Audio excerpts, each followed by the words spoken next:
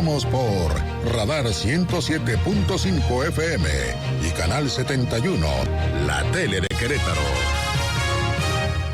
La entrevista, Radar News. Bueno, muchísimas gracias. Las 8:08 a.m. Gracias por seguir con nosotros aquí en Radar News en esta primera emisión. Y me da mucho gusto saludar vía telefónica a la doctora Marcela Ávila Egletón. Ella es directora de la Facultad de Ciencias Políticas y Sociales de la Universidad Autónoma de Querétaro.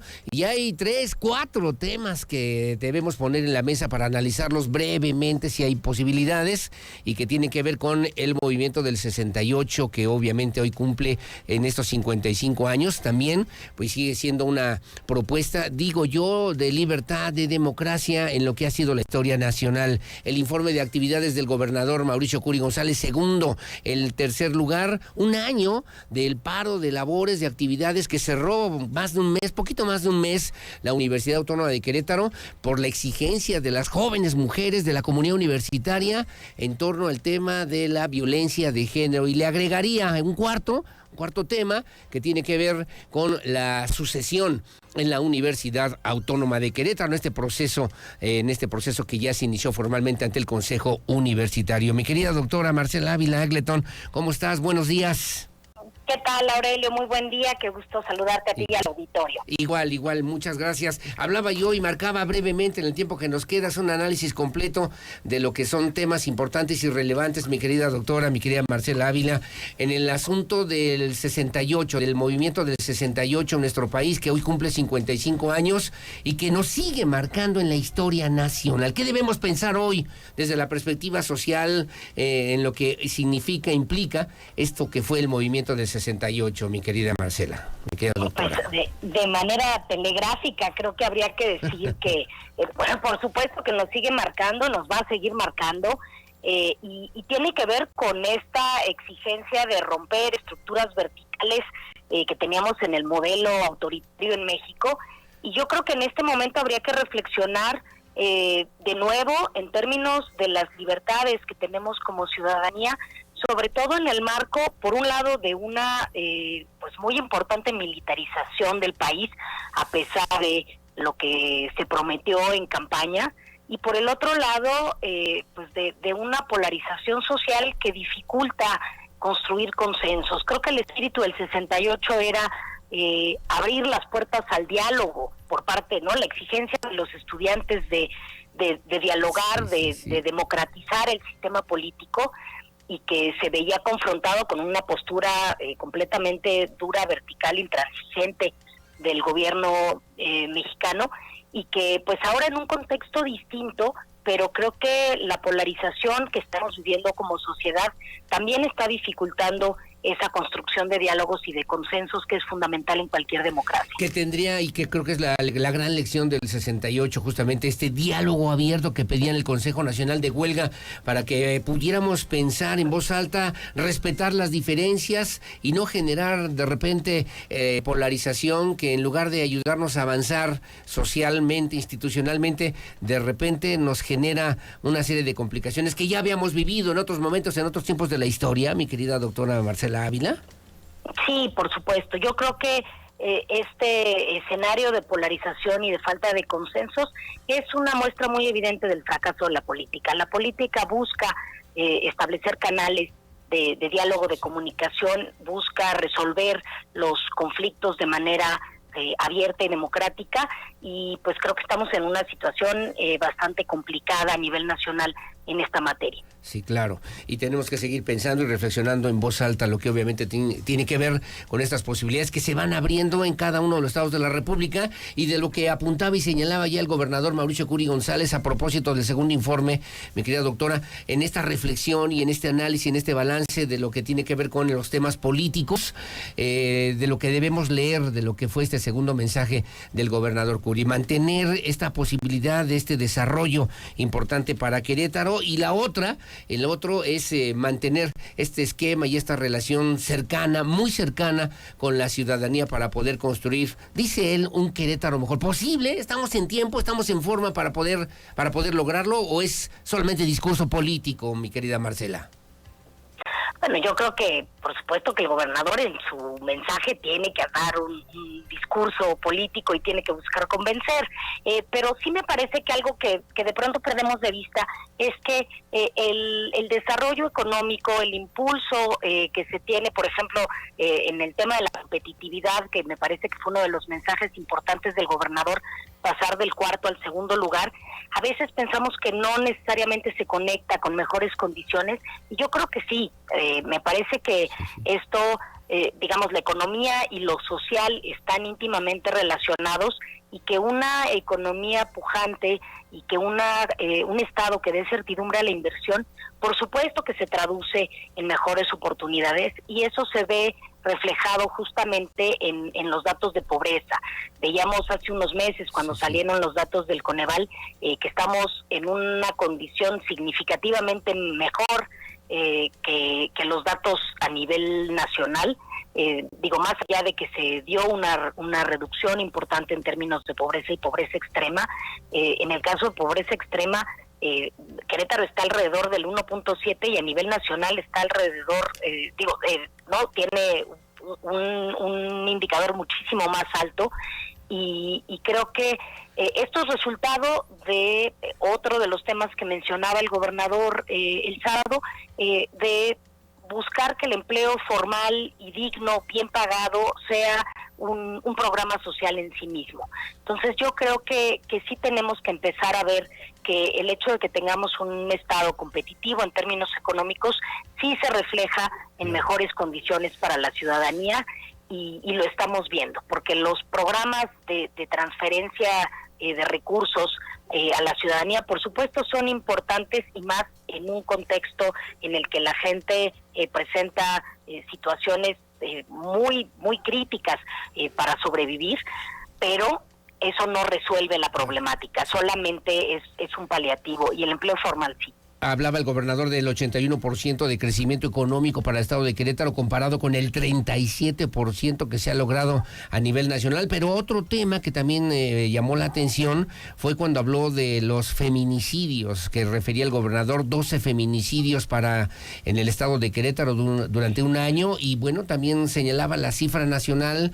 Lamentablemente el registro es de 3 feminicidios al día, y hay estados de la República que han contabilizado al día de hoy, en este año 2023, 140 feminicidios. Es un tema urgente de atender, de resolver, con la visión nacional, con visión local. ¿Cómo sugerirías tú, mi querida doctora?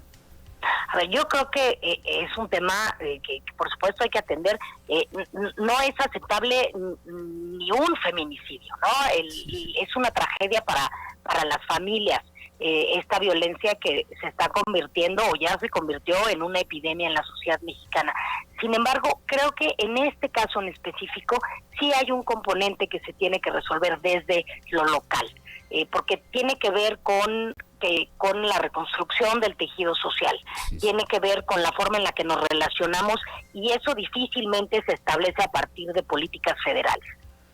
Sí, que tiene que ser entonces una reconstrucción local. Claro, se tiene que trabajar aquí, y bueno, claro, el hecho de que tengamos mucho menos feminicidios que a nivel nacional, no creo que debe ser motivo de celebración. Digo, sí que no hay más, pero 12 mujeres muertas son 12 tragedias terribles, que además el caso de que una mujer sea asesinada por el hecho de ser mujer, y además normalmente por parte de personas cercanas, casi siempre parejas sentimentales, es una situación que es inaceptable en cualquier contexto, pero que se tiene que trabajar aquí, se tiene que trabajar de manera cotidiana, se tiene que trabajar desde las bases de la sociedad, y creo que pues ahí sí es un tema que le compete mucho más al Estado que a lo nacional, porque son políticas, ¿no?, que tienen que permear en los contextos más cercanos. Totalmente de acuerdo. Bueno, y nos vamos acercando al otro tema que hace un año, más o menos, paralizó literalmente a la universidad durante poquito más de un mes, y que pues significaba esta voz y la necesidad de que los jóvenes de la comunidad universitaria expresaron y dieron a conocer y ventilaron y dieron obviamente pues este grito desesperado ante los medios de comunicación para poner un alto a la violencia de género, para poder poner un alto a lo que obviamente significaban una serie de situaciones que a su juicio y a su decir ocurren en la Universidad Autónoma de Querétaro. ¿Cómo ha cambiado? ¿Qué ha cambiado? ¿Qué se ha asumido? ¿Qué se ha transformado dentro de la Universidad Autónoma de Querétaro después de un año de esta movilización de jóvenes estudiantes, mi querida doctora Marcela Ávila Egleton? Bueno, a mí me parece que en realidad el tema es que se puso sobre la mesa y se hizo visible, pero creo que el tema de fondo es que tenemos que trabajar por una universidad en la que la convivencia sin temor sea posible, y esta convivencia sin temor se tiene que dar en todos los espacios entre el estudiantado y la comunidad administrativa, comunidad docente al interior de las relaciones en general. Y yo creo que a un año del paro sí tenemos que reconocer que se ha puesto la lupa y el foco de la universidad de manera más clara en el tema, pero también me parece que seguimos sin resolver las problemáticas de fondo, que si bien no todas le competen a la universidad, porque bueno, como mencionaba con el caso de la reconstrucción del tejido social, pues bueno, lo que pasa en la universidad es un reflejo de lo que sucede en la sociedad, pero creo que sí se tienen que generar instancias y mecanismos más eficientes para la resolución de estas problemáticas. Creo que tenemos que ir más al fondo, creo que tenemos que trabajar al interior de las comunidades, sí. Y tenemos que tener claro que no es aceptable bajo ninguna circunstancia, ¿no? Que no podemos permitir que prevalezca la impunidad, porque creo que ese fue el reclamo fundamental, sí, es decir, sí hay una situación de violencia al interior de la universidad que hay que resolver, pero la exigencia era, lo tenemos que resolver aquí, y creo que no hemos generado aún los mecanismos para resolverlo desde la universidad. Lo dices bien, no impunidad, que me parece es el grito con el que nos quedamos de esta lección que nos dieron estas jóvenes hace un año en la Universidad Autónoma de Querétaro. Ya entrados en gastos cuando son las 8:20, mi querida doctora, estoy platicando con la doctora Marcela Ávila Egleton, directora de la Facultad de Ciencias Políticas y Sociales de la Universidad Autónoma de Querétaro. Se abrió ya el proceso de sucesión en la rectoría de nuestra máxima casa de estudios. ¿Qué perspectiva tienes? ¿Cómo andan en tus tiempos las cosas que tienen que atenderse, que tienen que resolverse en la Universidad Autónoma de Querétaro? Y la pregunta concreta es, ¿vas a levantar la mano, como dicen los políticos? ¿Qué perspectiva tienes sobre este tema, mi querida doctora? Sí, Aurelio, ya inició el proceso. El jueves pasado en el Consejo Universitario se eligió a la Comisión Electoral que va a guiar este proceso, y bueno, pues estamos esperando que nos convoquen a sesión extraordinaria del Consejo para aprobar la convocatoria y los lineamientos, que supongo que será, esta convocatoria se emitirá hoy o mañana probablemente, y esto pues ya da arranque formal. Yo he señalado en diferentes ocasiones que sí levanto la mano, sí. Habrá que ver la convocatoria y ver si cumplo con los requisitos, pero si los requisitos son los mismos que se establecieron hace 3 años, pues ahí estaré. Ahí estaremos, ahí estarás participando, y obviamente pues en este cambio que también se requiere dentro de la universidad en una perspectiva social, humana, democrática, crítica, que tú también has caracterizado ya al frente de la Facultad de Ciencias Políticas y Sociales, y que sirva también pues para darle un nuevo respiro a lo que tiene que ver justamente con las necesidades de las y los estudiantes, de los investigadores, del cuerpo académico y de lo que hoy representa y significa una de las instituciones más importantes de esta sociedad queretana, que es sin duda alguna nuestra Universidad Autónoma de Querétaro. ¿Con qué terminamos, mi querida Marcela, mi querida doctora? Pues que hay que participar, yo invitaría a la comunidad docente y a la comunidad estudiantil a revisar las propuestas, a tener la vista muy cerca del proceso y a decidir quién es la mejor opción, pero sobre todo a votar en libertad, a participar en libertad por la alternativa que les parezca que es la mejor, cualquiera que sea. Ya hablaremos una vez que te registres, si no tienes inconveniente, y contar en este espacio informativo para hablar si hay piso parejo, para hablar si hay posibilidades, si hay también necesidad de hacer algunos ajustes, y que lo podamos comentar con la audiencia de Radar News en esta primera emisión. Si no tienes inconveniente, mi querida doctora Marcela Ávila Egleton. Si lo permite la Comisión Electoral, por supuesto que sí, con todo gusto.